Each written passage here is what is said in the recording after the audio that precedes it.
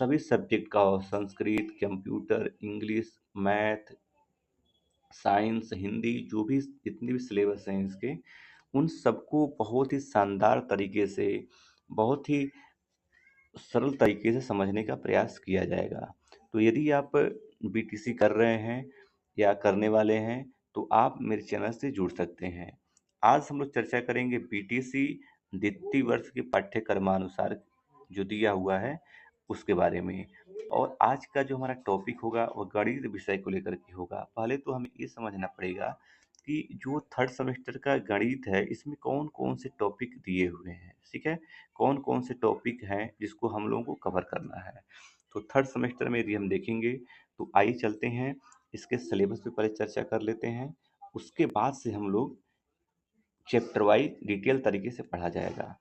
यह जो पीडीएफ है, यानी कि जो पुस्तक है, वह राज्य शैक्षिक अनुसंधान और प्रशिक्षण परिषद, उत्तर प्रदेश लखनऊ और राज्य विज्ञान शिक्षा संस्थान उत्तर प्रदेश इलाहाबाद के द्वारा लॉन्च किया गया है।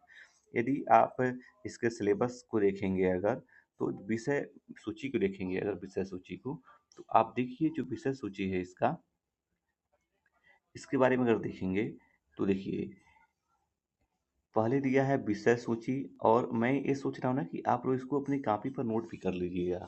तो पहले देखेंगे तो दिया है अनुपात, समानुपात, अनुलोम एवं प्रतिलोम समानुपात का अर्थ हम लोग को कवर करेंगे। ये लगभग 5 पेज में इसमें दिया है। बहुत अच्छा टॉपिक है, सरल टॉपिक है। जो बच्चा क्लास 5 6 का मैथ पढ़ा होगा अगर, तो इसको कवर कर लेगा। फिर समानुपाती राशियों में बाह्य पदों एवं मध्य पदों के गुणनफल में संबंध, घातांक की अवधारणा, पूर्णांक तथा परिमेय संख्याओं को धनात्मक आधार पर घातांक के रूप में लिखना, और देखिए साधारण ब्याज, चक्रवृद्धि ब्याज की संकल्पना, उसके सूत्र, चक्रवृद्धि मिश्र धन का सूत्र एवं अनुप्रयोग के बारे में भी इसमें सिलेबस में दिया हुआ है। ठीक है, तो वही है सिंपल इंटरेस्ट, कंपाउंड इंटरेस्ट।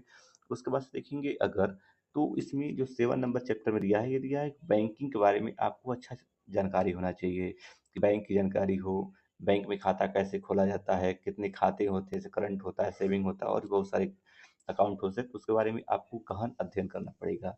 लघुगणक की जानकारी, घातांक में लघुगणक तथा इसके विलोम क्या होते हैं, शेयर क्या होता है, लाभांश क्या होता है, सेट थ्योरी बोलते हैं इसको, मतलब समुच्चय की संकल्पना क्या होता है, लिखने की विधियाँ, समुच्चय के प्रकार, जैसे सीमित, असीमित, एकल, रिक्त, समुच्चयों का संघ, अंतर एवं सर्वनिष्ठ समुच्चय ज्ञात करना।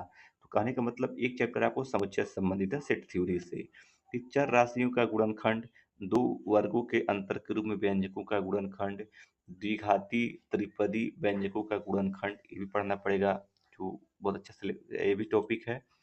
इसके बाद से देखेंगे अगर आप, तो बीजगणितीय व्यंजकों में एक पदी तथा द्विपदी व्यंजकों से भाग, अवर्गीकृत आंकड़ों के माध्य निकालना, आयतन एवं धारिता की संकल्पना एवं इकाइयाँ, घन घनाभ की अवधारणा तथा इनके आयतन और संपूर्ण पृष्ठ का क्षेत्रफल कैसे निकाला जाता है वो सब, और वृत्तखंड और त्रिज्यखंड की अवधारणा।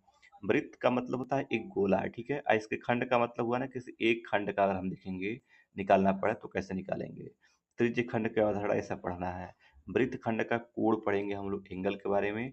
और वृत्तखंड के चाप द्वारा वृत्त के केंद्र, वृत्त के केंद्र, वृत्त के चाप द्वारा वृत्त के केंद्र तथा परिधि पर बने कोणों के संबोध एवं इनका पारस्परिक संबंध क्या होता है, वृत्त की छेदक रेखा, स्पर्श रेखा तथा स्पर्श बिंदु की अवधारणा, और वृत्त पर दिए गए बिंदु से स्पर्श रेखा खींचना। तो कुल मिलाकर यदि आप देखेंगे तो कुल 20 टॉपिक हैं, 20 टॉपिक हैं आपके डीएलएड थर्ड सेमेस्टर में मैथ में। ठीक है, तो ये ऐसे टॉपिक है ना जो हम लोग क्लास 5 6 7 के मैथ में पढ़े भी हैं। ऐसा नहीं है कि कोई बच्चा और अच्छे से पढ़ाई किया हो और इसकी जानकारी ना हो, तो सब लोग जानते हैं। लेकिन रह गई बात कि हमको इस पर और प्रैक्टिस करना है। वो बच्चे जिनको मैथ से डर लगता है या फिर मैथ में फेल होने का चांस ज़्यादा रहता है, उनके लिए बहुत ही शानदार